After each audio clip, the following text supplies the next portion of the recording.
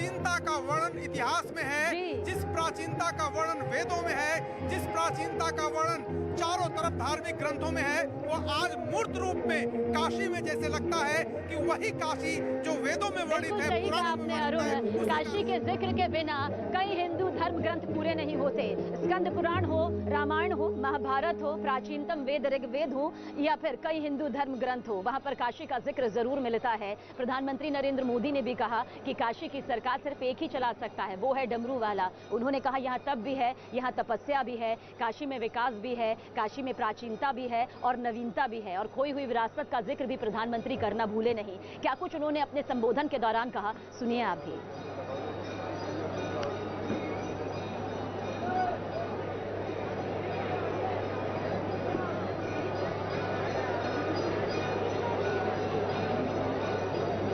डमरू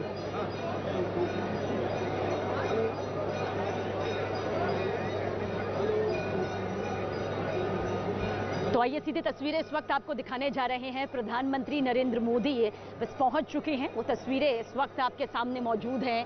गंगा आरती में शामिल होने के लिए पीएम मोदी पहुंच चुके हैं और हर हर महादेव के नारे यहां पर लग रहे हैं। आज काशी का गंगा पुत्र देखिए किस तरह से गंगा आरती में शामिल होने के लिए यहां पर पहुंच चुके हैं। और गंगा पुत्र कहना इसलिए जरूरी हो जाता है क्योंकि आज काशी की जो ये दिव्य भव्य तस्वीर सामने आई है, वो काशी जो सभी की किस्मत बदलती है, उसकी किस्मत बदलने का जिम्मा प्रधानमंत्री नरेंद्र मोदी ने 2019 में ही उठा लिया था। और ये संकेत हालांकि उस वक्त ही मिल गए थे जब नामांकन भरने के लिए काशी की धरती पर कदम रखा था।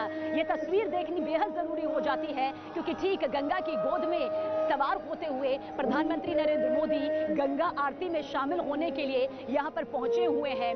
सजावट हर बार की तरह खूबसूरत है, बस जो अलौकिक किरण नजर आ रही है वो सूरज के ढलने के बाद भी दिखाई दे रही है क्योंकि बाबा विश्वनाथ कॉरिडोर का उद्घाटन यहाँ पर हो चुका है। वो कॉरिडोर जो 5 लाख से भी ज्यादा स्क्वायर फीट में फैला हुआ है, वो कॉरिडोर जिसकी कल्पना यहाँ पर कई बुजुर्गों ने की थी, लेकिन मुमकिन आखिर मोदी सरकार ने यहाँ पर किया। पीएम मोदी के नेतृत्व में उनकी दूरदर्शिता के चलते आखिरकार बाबा विश्वनाथ के दर्शन करना इतना आसान हो गया कि एक तरफ माँ गंगा और दूसरी तरफ साक्षात बाबा विश्वनाथ यानी शिव का वो रूप।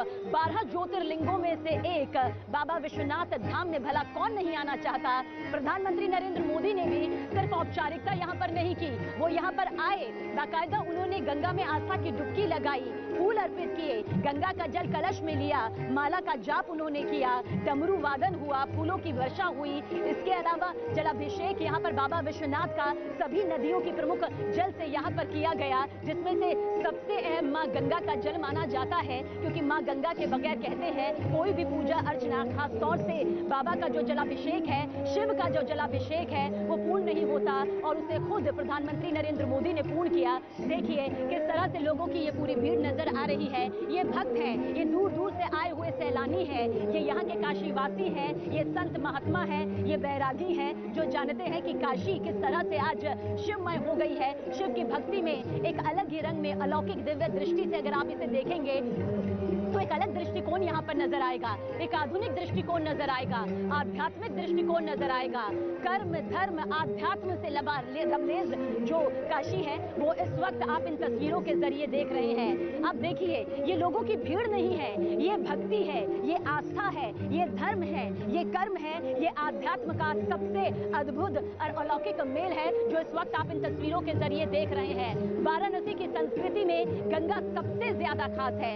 5 नदियों का यहाँ पर मिलन होता है और कहते हैं उसे पंचघाट कहते हैं। हालांकि गंगा के कण कण में किस तरह से भक्ति और आस्था की डुबकी समाई हुई है उसका भी जिक्र प्रधानमंत्री नरेंद्र मोदी ने करते हुए 3 संकल्प लिया, जिनमें से पहला संकल्प स्वच्छता था।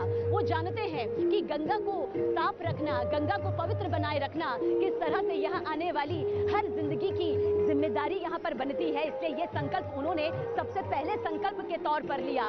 तप और तपस्या का भी जिक्र किया, ये भी जिक्र किया कि विरासत और विकास यहाँ पर साथ साथ चलते हैं। एक तरफ अयोध्या में मंदिर बनते हैं तो हर जिले में मेडिकल कॉलेज बनते हैं। अन्नपूर्णा का जिक्र करना भी प्रधानमंत्री नरेंद्र मोदी नहीं भूले क्योंकि जानते हैं काशी में मां अन्नपूर्णा की विशेष कृपा रहती है, इसलिए कहते हैं काशी में कभी कोई भूखा नहीं सोता, काशी से जाने के बाद भी कभी कोई भूखा नहीं सोता। बाबा विश्वनाथ विश्वनाथ की कृपा उस पर हमेशा बरसती है, कहीं ना कहीं से उसका पेट भरता है, उसके परिवार का जीवन यापन होता है। जीवन और मुक्ति के चक्र से अगर कहीं मोक्ष मिलता है तो वो काशी है। और काशी की ये पूरी जमीन यहाँ पर देखिए किस तरह से मोदीमय हो चुकी है, काशीमय यहाँ पर हो चुकी है। और इन तस्वीरों के जरिए हम आप तक पहुंचा रहे हैं हर वो तस्वीर जो बताती है कि किस तरह से आज वाराणसी की ये नई विरासत सामने आ गई है। वो वाराणसी जिसमें दीप प्रज्वलित हो रहे हैं, 9 लाख से ज्यादा दिए जो हैं वो यहाँ पर प्रज्वलित किए जा रहे हैं। हर तस्वीर के जरिए ये मालूम चलता है कि यहाँ की जो विरासत है वो अपने आप में कितनी संस्कृति को समेटे हुए है। यहाँ जो मंदिर आप देखते हैं ना, वो महज मंदिर नहीं है, 84 करोड़ देवी देवताओं का वास यहाँ पर कहा जाता है। और ये भी कहा जाता है कि काशी में काश की कोई जगह नहीं होती, यहाँ बस एक खुला आकाश होता है जिसके नीचे शिव की महिमा नजर आती है, शिव की भक्ति नजर आती है, शिव और पार्वती का संगम यही नजर आता है।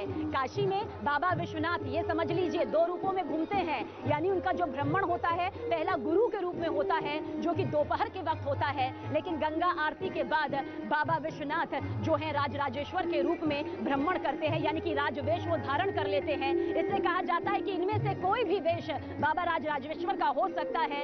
सब एक दूसरे को सम्मान की दृष्टि से देखते हैं, प्रेम की दृष्टि से देखते हैं। और यही काशी की खासियत है, यही काशी की देन है जो संसार के कोने कोने में फैलती है। तभी तो कहा जाता है काशी ना रुकती है, ना थमती है, ना थकती है, बल्कि संपूर्ण विश्व को एक साथ लेकर चलती है। और इस रफ्तार से चलती है कि हर किसी की जिंदगी में एक ठहराव आ जाता है, एक ऐसा ठहराव जिसमें वो अनुभूति करता है अपनी जिंदगी के होने का मकसद का। एक महासंदेश हमेशा से काशी की ये जमीन देती रही है।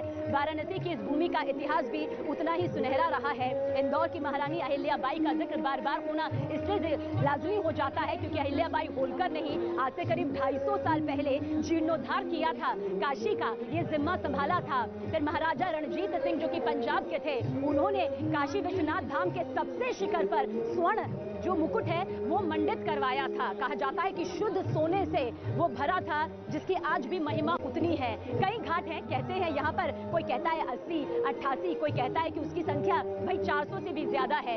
हर घाट के साथ में एक पौराणिक कथा जुड़ी हुई है, एक विश्वास जुड़ा हुआ है, एक प्रेम जुड़ा हुआ है। कहीं पर ब्रह्मा ने सृष्टि से पहले आने से पहले रचना की थी। कुछ घाट जो है वो भगवान शिव के स्वागत के लिए बनाए गए थे। मणिकर्णिका पर शिव की मणि गिरी थी, माता पार्वती का कुंदन गिरा था, लेकिन मिला नहीं तो वो घाट वहां पर बना दिया गया। और ललिता घाट जिसे नेपाल के दिवंगत राजा ने बनाया था, उस घाट की भी अपनी एक अलग महिमा है। ललिता घाट वही घाट जहां पर सैकड़ों जो श्रद्धालु आएंगे उसके बाद आस्था की डुबकी लगाएंगे। और ये तस्वीर है, ये तस्वीर भव्य है, अद्भुत है, अलौकिक है। अरुण मेरे सहयोगी मेरे साथ में बने हुए हैं।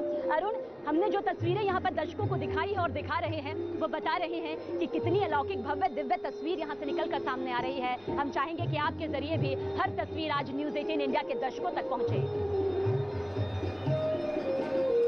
कहते हैं कि हिंदुस्तान में अगर आप आध्यात्मिक यात्रा पर उतरते हैं, निकलते हैं, तो काशी गए बिना ये यात्रा आपकी पूरी नहीं होती है। मोक्षदायिनी गंगा में डुबकी लगाए बिना और देवाधिदेव महादेव के दर्शन बिना आपकी यात्रा पूरी नहीं हो सकती। और इस वक्त उस यात्रा के साक्षी बनने के लिए देखिए यहाँ पर हजारों की संख्या में लोग हैं जो काशी का महात्म्य है, जो काशी की प्राचीनता है, जो काशी का महत्व है पुराणों में, वेदों में, उसके साक्षी और गंगा जी की आरती के साक्षी बनने के लिए मैंने साध्वी ऋतंभरा को देखा। अभी अगर तस्वीरों में देख सके, क्योंकि चारों तरफ नरमुंड ही दिखाई दे रहे हैं, महिलाएं, पुरुष, बच्चे, सब लोग एकटक सीधे गंगा जी की आरती देखने के लिए यहाँ पर खड़े हुए हैं, बेसब्री से इंतजार कर रहे हैं कि कब गंगा जी की आरती शुरू हो।